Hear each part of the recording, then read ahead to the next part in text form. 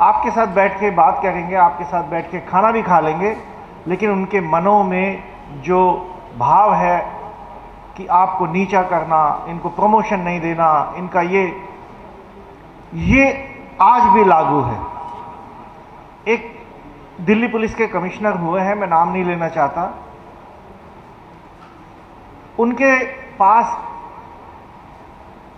कोई डीसीपी आए जो आदिवासी समाज से थे, बैठ के 2 मिनट बात हुई। उसके बाद जब वो चले गए तो उन्होंने, कमिश्नर साहब ने किसी के कहा कि देखो, कल तक ये साले हमारे खेतों में काम करते थे, आज इनको हमें कुर्सी पे बिठाना पड़ता है।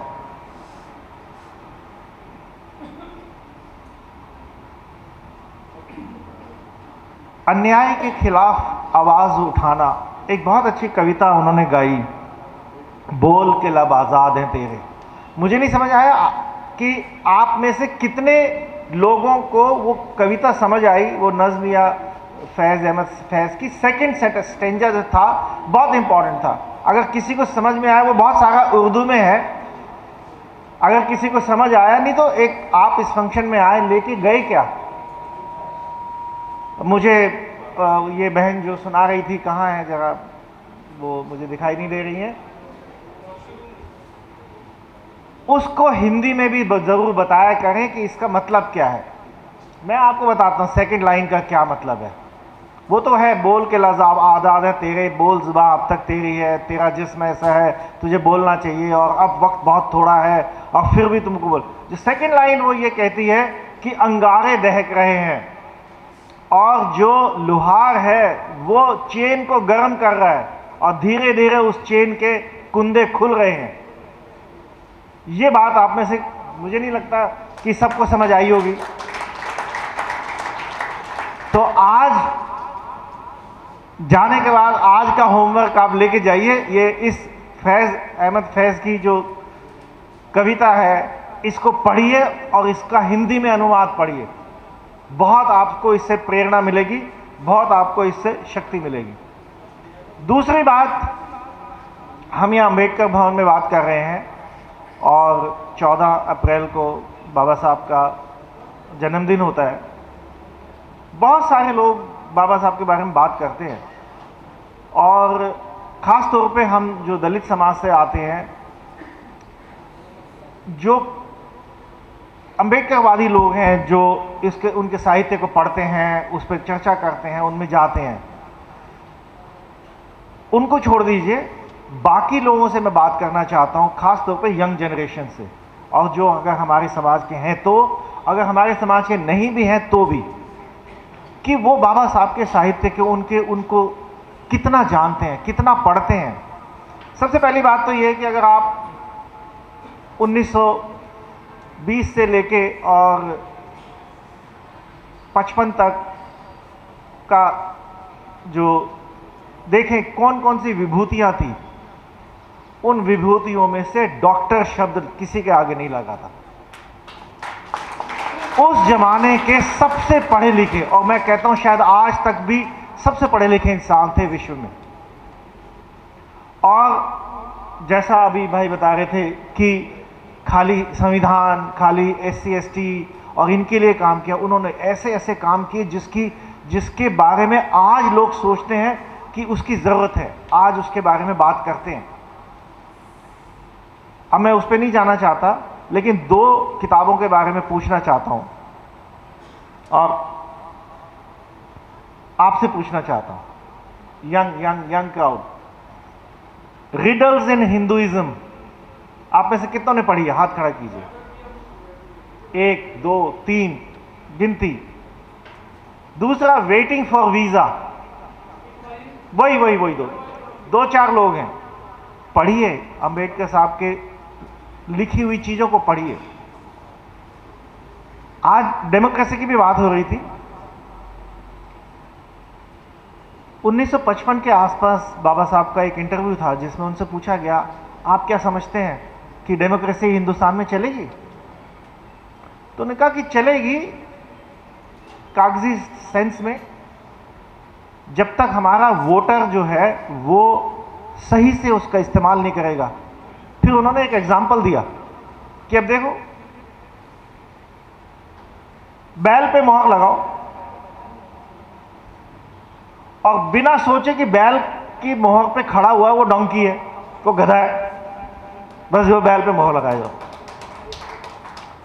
एग्जैक्टली यही शब्द बाबा साहब ने यूज किए थे कि who is standing for the bullock, the voter does not care that he is a donkey. आज भी वही हो रहा है। आज भी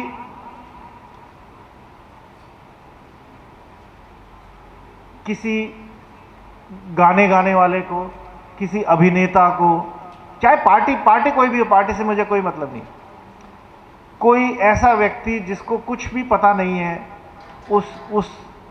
उसको हम वोट देते हैं। अच्छा जी, वो बहुत अच्छा गाना गाता है जी, दे दो। वो बहुत अच्छा फलाना है जी, उसको दे दो। जब तक ये चलता रहेगा तब तक वो ट्रू डेमोक्रेसी हमारे देश में आ नहीं सकती। एजुकेशन के बारे में बात हुई थी, बिल्कुल सही बात है। एजुकेशन के अलावा और कोई रास्ता हमारे उत्थान का नहीं है। और उनके लिए भी जो सरकारी नौकरियों में हैं या कोई और उसमें है, खाली बीए और इस सब करने की ज़रूरत नहीं। अगर आप अपना आदर्श मानते हैं बाबा साहब को, वहाँ तक तो खैर पहुँचना बहुत कठिन है, पर कोशिश करके देखिए। मैंने 52 साल की उम्र में पीएचडी की थी। अब मुझे बहुत खुशी है कि वहाँ मेरे बच्चों की उम्र के बच्चे भी बैठते थे क्लास में और मैं भी बैठता था। 57 साल की उम्र में मैं यूके गया था 3 महीने के एक कोर्स के लिए, और उस वक्त मुझसे सीनियर आज तक उस कोर्स में कोई आया ही नहीं था, पर मेरा मन था पढ़ने का। जो पढ़ाई बाबा साहब ने की है उसकी तो आप कल्पना भी नहीं कर सकते, किस किस विषय में उन्होंने की है, क्या क्या उन्होंने पढ़ाई की है। लेकिन स्टूडेंट लाइफ के बाद की जो पढ़ाई है वो जारी रखिए, करते रहिए, कुछ ना कुछ कीजिए, अपने आप को इतना ऊंचा ले जाइए कि जब एक पोस्ट के लिए आपको और किसी और को चुनना पड़े तो आपका इतना ऊंचा स्तर हो कि वो आपके साथ डिस्क्रिमिनेशन करना भी चाहे तो ना कर पाए। फिर भी हो सकता है, उसकी गारंटी नहीं है कि भाई नहीं होगा, लेकिन इतना कठिन हो जाए उसके लिए, यार इसको चुन रहे हैं जो खाली बीए पास है, और ये देखो ये इसके बाद ये भी है, इसके बाद ये भी है, इसको रिजेक्ट करने के टाइम पे 4 लाइनें लिखने पड़ेंगी, इसको क्यों रिजेक्ट किया। दूसरी बात, सिविल सर्विसेज, मैं तो आईपीएस में हूं, हम दोनों एक ही बैच में थे। उस वक्त रैगर समाज से 4 लोग एक साथ आए थे। सिविल सर्विसेज से बढ़िया खुद अपने समाज का उद्धार करने के साथ साथ पूरे समाज को बदलने का सबसे बढ़िया रास्ता सिविल सर्विसेज है। लेकिन इसके अलावा जुडिशरी, आज हमारे देश में जो जजेस में हमारी जो संख्या है बहुत कम है, और हायर कोर्ट्स में सुप्रीम कोर्ट, हाई कोर्ट और बाकी जगहों पे बहुत कम है। हमें उसमें भी जाना चाहिए। बाबा साहब खुद बैरिस्टर थे। लीगल प्रोफेशन में हमारे बच्चों को बहुत ज़्यादा जाना चाहिए ताकि अपने हक की लड़ाई खुद भी लड़ सके और दूसरों की लड़ाई भी लड़ सके। आर्म फोर्सेस में जाना चाहिए। लेकिन ये ऐसे जो लाइनें हैं जिनमें हमारे लोग कम जाते हैं, अपना बीए करी, क्लर्की करी, बैंक में लग गए, एलआईसी में लग गए और बस ये मौज हो गई, बस उसके बाद बच्चे शादी करो और बस बल्ले बल्ले बल्ले। नहीं, जो ऐसे प्रोफेशन है, अभी जैसे मैं अभी किसी ने जिक्र किया कि बहुत हाई टेक लाइन में जाना चाहिए। मुझे बड़ी खुशी है, मेरे नरेंद्र भाई के दोनों बच्चे ऐसी टेक्नोलॉजी में गए जिनकी हिंदुस्तान में तो शायद इतनी अभी ज़रूरत पता नहीं कब आएगी। वो विदेश में उनकी बहुत वैल्यू है, बहुत ज़्यादा हाई टेक, इतना ज़्यादा उन्होंने जिस डिसिप्लिन में उन्होंने पढ़ाई की है। ऐसी पढ़ाई करने की ज़रूरत है कि दुनिया आपके पीछे भागे। एक और चीज़ उन्होंने जिक्र किया, 1942 और उनके गांधी जी के साथ और उनके साथ जो बाबा साहब के डिफरेंसेस थे और बहुत सारी प्रॉब्लम्स हुई और चलता रहा। उन्होंने आपस में वो लिखा भी, जो जिस किताब का आप जिक्र कर रहे हैं। लेकिन जब संविधान बनाने की बात आई, पूरे देश में किसी को बाबा साहब के अलावा कोई नहीं दिखा। इसीलिए उनको चुना गया कि इससे बढ़िया आदमी नहीं है जो हम हमारे देश का संविधान लिख सके। जब हम अपने आप को उस स्तर पे ले जाएंगे तो तब ना चाहते हुए भी लोग आपके पास आएंगे, इसको पता है यार, इसके पास जाओ। दूसरा जो अशोक दास भाई, आपका मैं YouTube पे बहुत देखता रहता हूं और बहुत अच्छा काम आप कर रहे हैं। पत्रकारिता के क्षेत्र में भी हमारे बच्चों को आने की जरूरत है। मीडिया में हमारी वॉइस नहीं है, और आजकल का जो मीडिया है उसमें तो मैं नहीं कह सकता, लेकिन जो YouTube एक बहुत बड़ा प्लेटफॉर्म है जिसपे हमारे युवा भाई आ सकते हैं। एक पत्रकारिता एक ऐसा, चाहे वो न्यूज़पेपर हो, चाहे टीवी जर्नलिज्म हो, हमारे लोग बहुत कम हैं और हमारी आवाज़ उठाने वाले लोग बहुत कम हैं। और समाज में कोई भी अत्याचार हमारे व्यक्ति के साथ होता है, उसको सबसे बढ़िया, उसको आगे उसके लिए न्याय मांगने का एक सबसे बढ़िया जरिया है कि उसके बारे में लिखा जाए, उसके बारे में सबको जागरूक किया जाए, अथॉरिटीज़ को बताया जाए। और इसी काम को करने के लिए बाबा साहब ने एक पत्रिका निकाली थी, मालूम है क्या नाम है उसका? हाँ, आज भी उसकी ज़रूरत है, उतना ही ज़रूरत है। बहुत सारे यहाँ पत्र मैंने देखे जो ये लोग कर रहे हैं, अथॉरिटीज़ के पास भेजना, अपनी आवाज़ को उठाना, नहीं तो पता कैसे चलेगा कि आपके साथ इतने अन्याय हो रहे हैं। एक और चीज़ जो अभी जो मैं ये IAS के जो इंटरव्यूज़ होते हैं उसकी गाइडेंस वगैरह में मैं सहयोग देता हूँ बहुत लोगों को, वहाँ मुझे देख के बड़ा आश्चर्य हुआ कि अलग अलग समाज ने अपने बच्चों के लिए अलग अलग कोचिंग इंस्टीट्यूट बना रखे हैं, उनके लिए हॉस्टल्स बना रखे हैं, उनके सिविल सर्विसेज के एग्ज़ाम का खर्चा वो लोग देते हैं। जैन समाज का मैंने देखा और बहुत सारे समाज का। दिल्ली में मैं ये बात बहुत सालों से कहता आया हूँ कि हमारे समाज के जो एसेट्स हैं, एसेट का मतलब है जैसे अंबेडकर भवन है, कोई और हमारे समाज के पास ऐसी बिल्डिंग्स हैं, उन सब का इस्तेमाल एजुकेशन के लिए ज़्यादा कीजिए। सिविल सर्विसेज या और कॉम्पिटिटिव एग्जामिनेशन में बच्चों को कोचिंग करने के लिए दीजिए। और हमारे सीनियर हैं गुलाब जी, इनका मैं आभार प्रकट करना चाहता हूं। स्कूल में जब मैं था